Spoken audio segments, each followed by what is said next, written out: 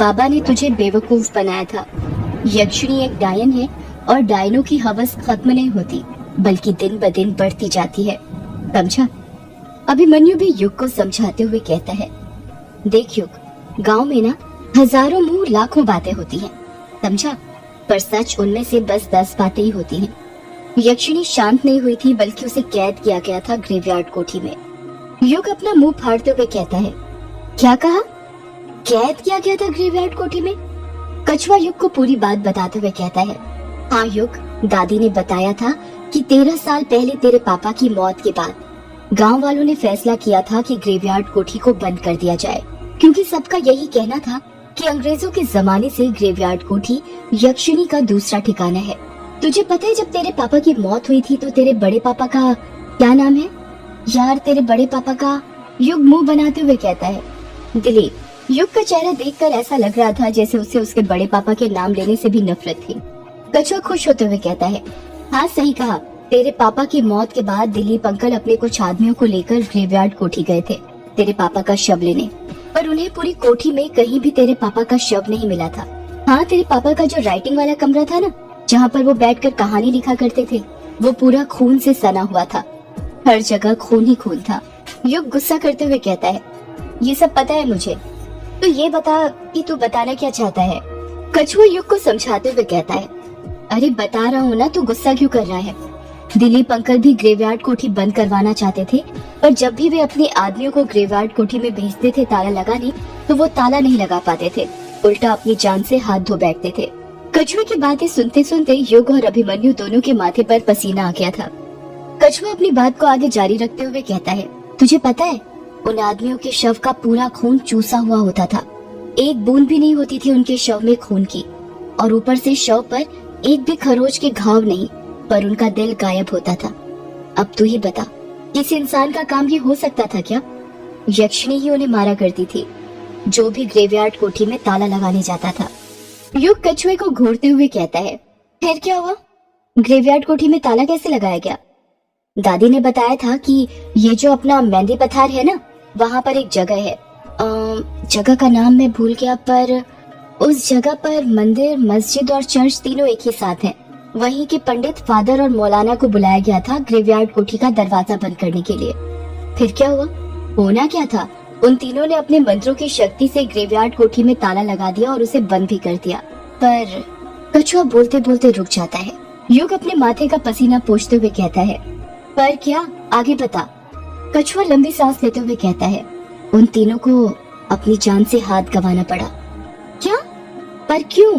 यक्षिणी को ग्रेवयार्ड कोठी में कैद करने के लिए कहते हैं कि किसी आत्मा को किसी जगह पर कैद करने के लिए उसकी पसंदीदा चीज की बलि देनी पड़ती है, और यक्षिणी को मर्द बहुत पसंद थे, इसलिए गांव वालों को यक्षिणी की दहशत से बचाने के लिए उन तीनों धर्म गुरुओं ने ग्रेवयार्ड कोठी में ताला लगाने के बाद अपने हाथों स्वयं की बलि दे दी। युग हैरानी के साथ कहता है, पर यक्षिणी ऐसा कैसे कर सकती है? पापा तो कहते थे कि यक्षिणी बहुत अच्छी औरत थी। कछुआ युग को टोकते हुए कहता है, क्या कहा? यक्षिणी, वो भी अच्छी?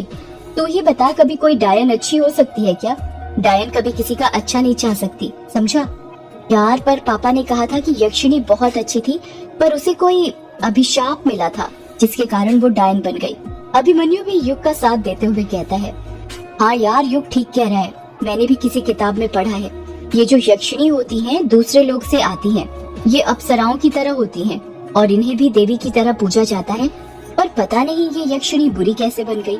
कछुआ चिढ़ते हुए कहता है, यार मुझे ना तुम दोनों की बकवास बातें नहीं सुननी, मैं तो वही कहूँगा जो पूरा गाँव कहता है कि यक्षिणी एक बुरी डायन है, समझे? और तुम दोनों मुद्दा चेंज मत करो। मुद्दा ये नहीं है कि यक्षिणी अच्छी है या बुरी, मुद्दा ये है कि तुम दोनों ने ग्रेवयार्ड कोठी का दरवाजा खोलकर ठीक नहीं किया, समझे? अब यक्षिणी आजाद हो गई है और अब वो फिर से नदी पार करने वाले मर्दों के साथ संभोग करके उन्हें अपना शिकार बनाना शुरू कर देगी। युग अपना बचाव करते हुए कहता है, कछुए, तेरी बातों से ऐसा लगता है कि तेरे कहने का सीधा सीधा मतलब ये था कि वो यक्षिणी ग्रेवयार्ड कोठी में कैद थी और ग्रेवयार्ड कोठी का दरवाजा खोलकर हमने उसे आजाद कर दिया है ना? I am right? हाँ, तो एक बात बता, अगर यक्षिणी ग्रेवयार्ड कोठी में कैद थी और हमने उसे आजाद कर दिया, तो कल रात तो मैंने और अभिमन्यु ने उस ग्रेवयार्ड कोठी में ही बिताई थी। हम दोनों सुकून की नींद सोए थे। उस यक्षिणी ने हम दोनों को कुछ क्यों नहीं किया? कछुआ झट से कहता है, जैसे उसके पास इस सवाल का जवाब पहले से ही हो। क्योंकि कल रात अमावस्या या पूर्णिमा नहीं थी युग। यक्षिणी अमावस्या और पूर्णिमा को ही अपना शिकार बनाती है। तो ये बता, बड़े पापा के आदमी जो ग्रेवयार्ड कोठी में ताला लगाने जाते थे और मौत के घाट उतर जाते थे, क्या वो पूर्णिमा और अमावस्या के दिन जाते थे? वो भी तो रैंडम दिन में ही जाते होंगे ना? युग का जवाब सुनकर कछुआ चुप हो जाता है, क्योंकि अब उसके पास कोई जवाब नहीं बचा था। अभिमन्यु युग और कछुए के बीच की बहस को खत्म करते हुए कहता है, यार बस करो तुम दोनों झगड़ना, समझे? यक्षिणी है या नहीं वो 7 दिन बाद आने वाली पूर्णिमा को पता चल जाएगा, समझे तुम दोनों? अभी जिस काम के लिए आए थे वो कर ले पहले। कछुआ हैरानी के साथ कहता है, किस काम के लिए आए थे तुम दोनों? अभिमन्यु हंसते हुए कहता है, ताकि कछुआ उसकी बात मान जाए। यार देख कछुआ, तुझे तो पता ही है अपना ये युग दोस्त कितनी दूर से आया है, वो भी कितने सालों बाद। इसे ना अपनी एक हेल्प चाहिए थी। कछुआ अभिमन्यु को उंगली दिखाते हुए कहता है, यार देख अभिमन्यु, तू ना ये घुमा फिरा कर बात मत कर, जो भी कहना है सीधे सीधे बोल। मैं ना तेरी ये चने के झाड़ पर चढ़ाने की आदत बचपन से जानता हूँ। जरूर तुझे मुझसे कुछ न कुछ काम होगा, तभी तेरे मुंह से मेरे लिए मीठे बोल फूट रहे हैं। बोल क्या काम है? अभिमन्यु हंसते हुए कहता है, वो क्या है ना कछुआ, अब ये अपना दोस्त युग यहीं पर रहेगा अपने साथ। ये सब कुछ छोड़कर अपने पास आ गया है, पर वो ग्रेवयार्ड कोठी है ना, वहाँ पर धूल जमी है, तो ये चाहता था कि हम वहाँ की सफाई कर दे ताकि ये वहाँ पर अच्छे से रह पाए। कछुआ गुस्सा होते हुए कहता है, तू पागल हो रहा है क्या? अभिमन्यु तुझे पता है ना वहाँ पर यक्षिणी है, फिर भी तू ऐसी बात कर रहा है। यार कछुआ, हमने कहा ना हम दोनों वहाँ पर रात गुजार कर आए हैं और वहाँ पर कुछ नहीं है, समझा? और देख भूल मत, युग ने बचपन में तुझे टीचर से मार खाने से बचाया था। कछुआ मुंह बनाते हुए कहता है, यक्षिणी के हाथों मरने से अच्छा होता कि ये युग मुझे बचपन में टीचर के हाथों मार खाने देता। यार कछुआ ऐसा मत बोल, हम बहुत उम्मीद से आए हैं। अभिमन्यु युग के हाथ पर मारने लग जाता है। युग उसका इशारा समझ जाता है और प्यार से कहता है, प्लीज कछुए चल ना भाई, भूल मत मैंने तुझे टीचर के मार खाने से बचाया था। युग का उदास चेहरा देखकर कछुआ उसकी बात मान लेता है और कहता है, हाँ ठीक है मैं चलूंगा, पर मेरी एक शर्त है। युग झट से पूछता है, क्या शर्त है तेरी, बोल। कछुआ अपनी शर्त बताते हुए कहता है, तुम्हें कायर को भी अपने साथ ले जाना पड़ेगा। अब तुम्हें तो पता ही है उसके बिना मेरा किसी चीज में मन नहीं लगता। अभिमन्यु खुश होते हुए कहता है, अरे मैं तो भूल ही गया था कि हम बचपन के 4 यार में से कायर भी तो एक यार था। वैसे कहाँ पर मिलेगा वो? कछुआ कहता है, और कहाँ मिलेगा, बिंदु की दुकान पर। मेरा कायर के बिना मन नहीं लगता और कायर का बिंदु के बिना। युग अपना सिर खुजाते हुए कहता है, यार ये कायर तो मुझे याद है, पर ये बिंदु कौन है? याद नहीं आ रहा इसके बारे में कुछ। अभिमन्यु कहता है, क्या कहा? तू बिंदु को भूल गया? तू भी ना यार। यार भूला नहीं, पर बिंदु के बारे में कुछ याद नहीं आ रहा, पता नहीं क्यों। कछुआ कहता है, तो चल अभी हम याद दिलवा देते हैं, जब बिंदु को देखेगा ना तो सब याद आ जाएगा। युग, कछुआ और अभिमन्यु ने बिंदु की दुकान जाने के लिए अपना पहला ही कदम बढ़ाया था कि तभी बारिश होने लग जाती है। युग बादलों को देखते हुए कहता है, अरे ये क्या, बारिश कैसे चालू हो गई? जब घर से निकले थे तब तो मौसम खुला हुआ था। अभिमन्यु छाता खोलते हुए कहता है, बेटा ये मेघालय है, तेरा बैंगलोर शहर नहीं, यहाँ पर बारिश होती रहती है, समझा? तभी तो मैंने तुझे घर पर ही छाता लेने के लिए कहा था। जैसे ही अभिमन्यु छाता खोलता है, कछुआ अभिमन्यु के छाते के अंदर आ जाता है। युग भी अपना छाता खोल लेता है। अभिमन्यु अपने कदम आगे बढ़ाते हुए कहता है, युग तुझे पता है मेघालय को मेघालय क्यों कहा जाता है?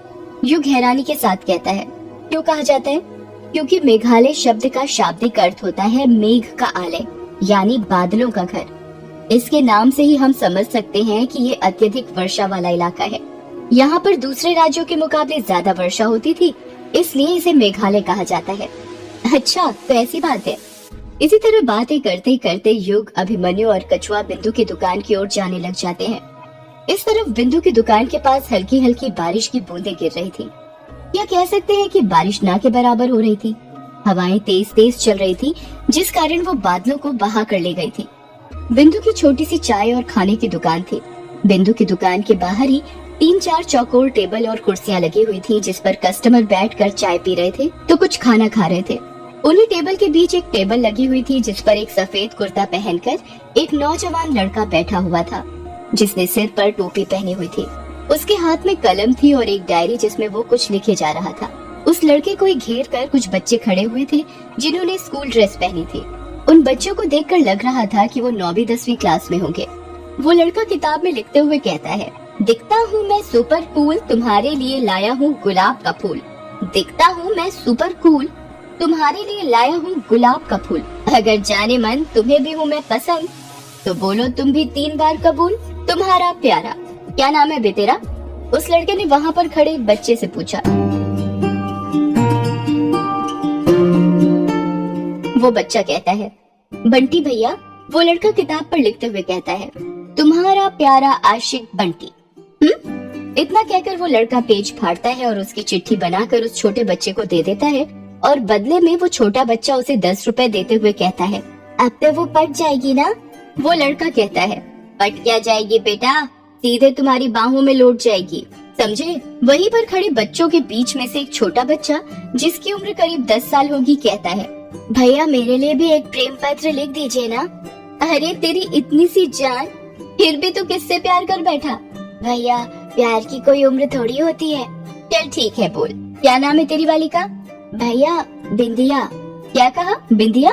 बिंदिया का नाम आते ही वो लड़का बड़बड़ाते हुए कहता है, रात में लगती नहीं है हमको निंदिया, रात में लगती नहीं है हमको निंदिया, जब से हमने तुझको देखा है बिंदिया। उस लड़के ने इतना ही कहा था कि तभी वहाँ पर चाय का ट्रे लेकर एक लड़की आ जाती है जिसकी छोटी सी हाइट थी, रेड कुर्ता पहने हुए, गोल सा चेहरा और उस गोल से चेहरे पर छोटी सी गोल सी लाल बिंदी। वो लड़की उस लड़के को घूरते हुए बंगाली में कहती है, तुम्हें की बोलबे कायर? कायर घबराते हुए कहता है, कुछ नहीं बिंदु, मैं तो बस ये बच्चे के लिए उसकी प्रेमिका के लिए प्रेम पत्र लिख कर दे रहा था, तो उसकी वाली का नाम भी गलती से बिंदिया निकला। उसकी वाली से क्या मतलब है तुम्हारा? तुम्हारे पास प्रेम पत्र लिखने के अलावा कोई काम नहीं है क्या? दिन भर यहीं पर बैठे रहते हो, कोई काम क्यों नहीं करते? काम ही तो कर रहा हूँ बिंदु, तुम्हें नहीं पता कितना बड़ा शायर बनने वाला हूँ मैं। बस एक बार मेरी ये शायरी की किताब पब्लिश हो जाए, फिर देखना तुम और तुम्हारी शायरी दोनों ही घटिया है कायर। बिंदु कायर से झगड़ा कर ही रही थी कि तभी वहाँ पर युग, कछुआ और अभिमन्यु आ जाते हैं। युग कायर और बिंदु को झगड़ा करते हुए देखता है तो उसे बिंदु याद आ जाती है और वो कहता है, तुम दोनों अभी तक नहीं बदले, वैसे ही झगड़ते हो जैसे बचपन में झगड़ते थे, है ना? बिंदु हैरानी के साथ युग को देखते हुए कहती है, मुझे ऐसा क्यों लग रहा है जैसे मैंने तुम्हें कहीं देखा है? क्या मैं तुम्हें पहले से जानती हूँ? सदियों से है पुरानी ये यक्षिणी की